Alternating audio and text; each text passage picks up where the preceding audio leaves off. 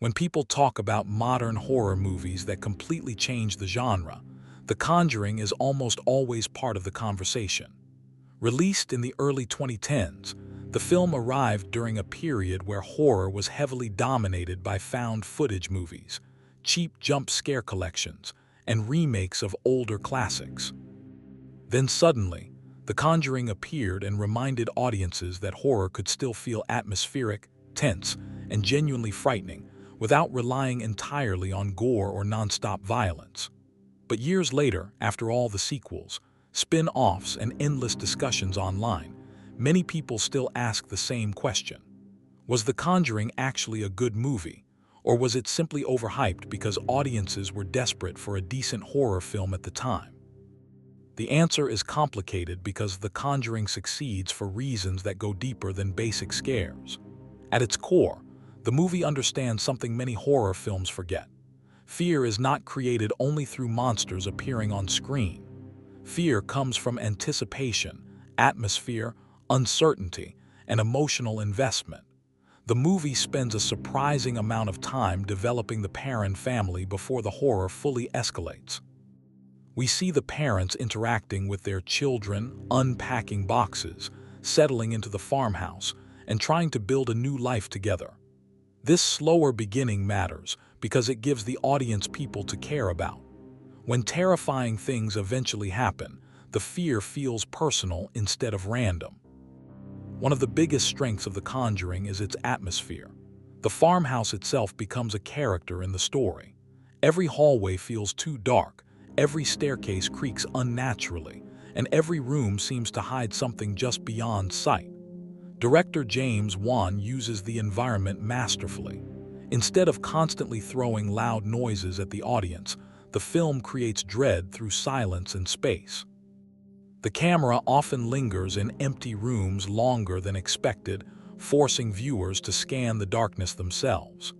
This creates tension because the audience becomes active participants in the fear, constantly waiting for movement in the background. The cinematography plays a massive role in why the movie works so well. Long tracking shots follow characters through narrow hallways and shadowy rooms without quick cuts, making the audience feel trapped inside the house alongside them. One famous scene involving a clap game demonstrates this perfectly. Carolyn Perron walks through the dark basement carrying only matches for light while unseen hands suddenly clap beside her face. The scene itself is simple, but the build-up makes it terrifying. The audience already knows something is in the darkness before the scare even happens. Another reason The Conjuring stood out was its restraint. Modern horror often reveals monsters too quickly, but this film understands the value of mystery. Bathsheba is not constantly shown in full detail. Instead, glimpses of movement, distorted shadows, and brief appearances build curiosity and dread. The less the audience fully sees, the more imagination fills the gaps. This technique has been used in classic horror for decades, yet The Conjuring made it feel fresh again for modern audiences. The performances also deserve far more credit than they usually receive. Vera Farmiga and Patrick Wilson bring genuine warmth and humanity to. In lesser horror movies, paranormal investigators often feel exaggerated or ridiculous, but here they come across as believable people trying to help a suffering family. Their relationship feels grounded and sincere, which becomes important because the film spends so much time with them.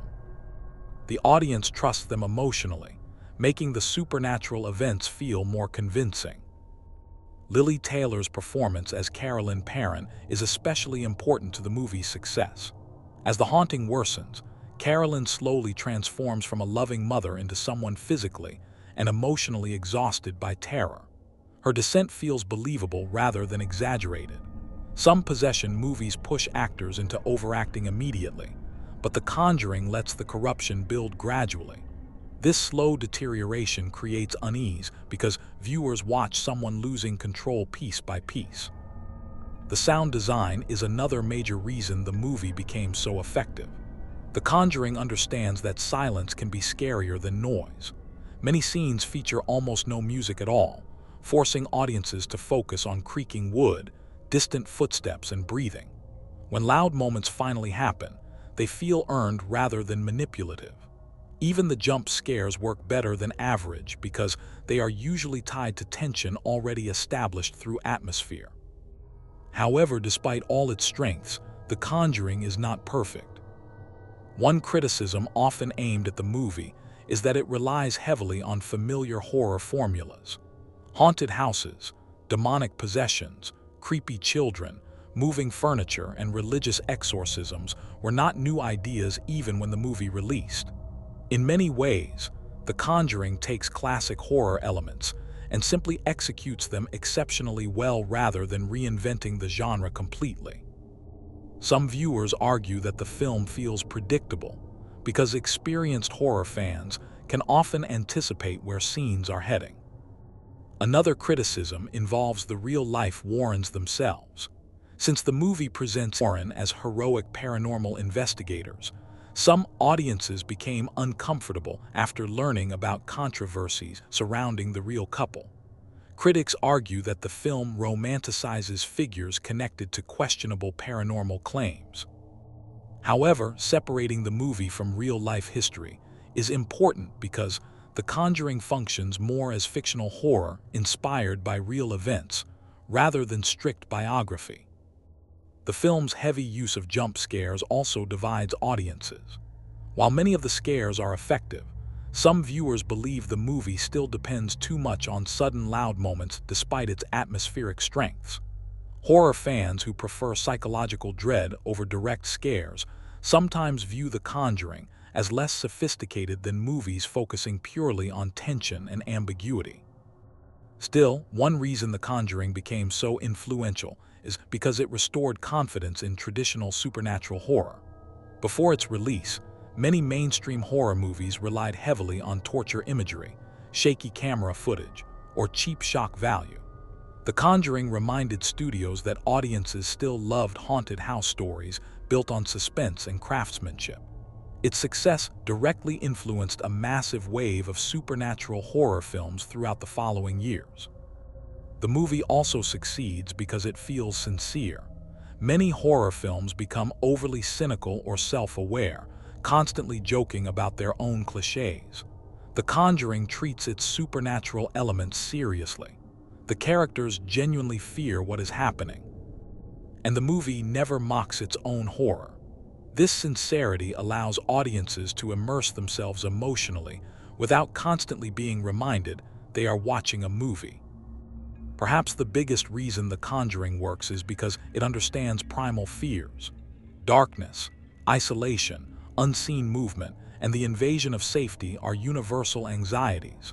Homes are supposed to protect families, but haunted house horror destroys that security completely. Every bedroom, hallway, and basement becomes dangerous. The film exploits the fear that evil could exist quietly inside ordinary spaces people trust every day. The packing also deserves attention. Unlike many modern horror movies that rush toward chaos immediately, The Conjuring allows tension to rise gradually. Strange events begin small before escalating into full supernatural terror. This structure mirrors classic horror storytelling, where fear grows over time rather than exploding instantly. By the final act, the audience feels emotionally exhausted alongside the characters because the pressure has been building steadily for so long. Years after release, The Conjuring still holds up surprisingly well compared to many horror films from the same era. Its scares remain effective because they are built on atmosphere rather than temporary trends. Even viewers who already know the major scenes often feel tense rewatching them because the direction and packing remain strong. So, was The Conjuring actually good? Yes, but not simply because it was scary. The movie succeeded because it combined strong directing, memorable performances, effective atmosphere, careful packing, and emotional investment into a complete horror experience. It did not reinvent supernatural horror entirely, but it executed familiar ideas with far more skill and confidence than most modern horror films at the time. The Conjuring became more than just another haunted house movie because it reminded audiences what great horror could feel like. It created fear not only through monsters, but through anticipation, silence, and emotional tension. Whether someone personally finds it terrifying or not, the movie undeniably left a massive impact on modern horror cinema.